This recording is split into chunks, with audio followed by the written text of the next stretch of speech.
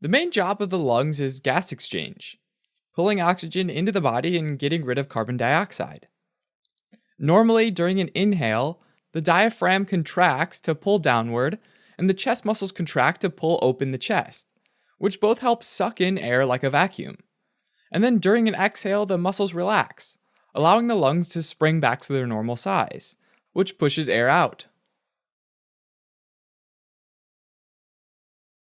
When you breathe in, air flows through the nostrils and enters the nasal cavity, which is lined by cells that release mucus. That mucus is salty, sticky, and has lysozymes, which are enzymes that help kill bacteria.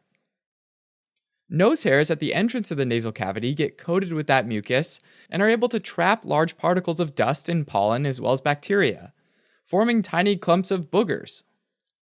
The nasal cavity is connected to 4 sinuses, which are air-filled spaces inside the bones that surround the nose, called the paranasal sinuses. There's the frontal, ethmoid, sphenoid, and maxillary sinus. Those sinuses help the inspired air to circulate for a bit so it has time to get warm and moist. They also act like tiny echo chambers that help amplify the sound of your voice. And this is why you sound so different when you plug your nose, or if they get clogged with mucus during a cold. So that relatively clean, warm, and moist air goes from the nasal cavity into the pharynx, or throat. The region connecting the two is called the nasopharynx, and the part connecting the pharynx to the oral cavity is called the oropharynx.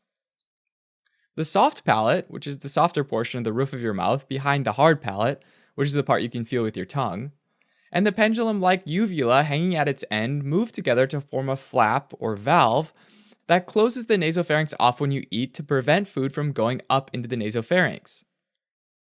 Finally, there's the laryngopharynx, the part of the pharynx that's continuous with the larynx, or the voice box.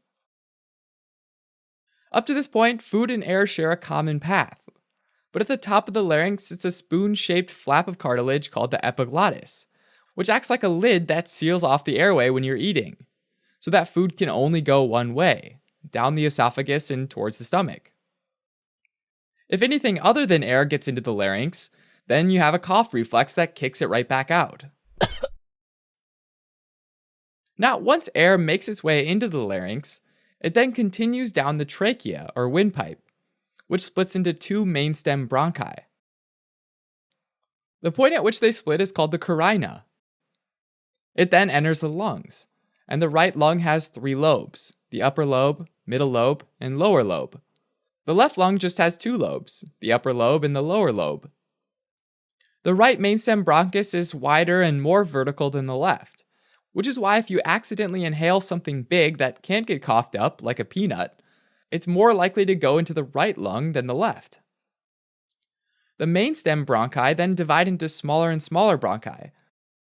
The trachea and the first 3 generations of bronchi are all pretty wide, and use cartilage rings for support.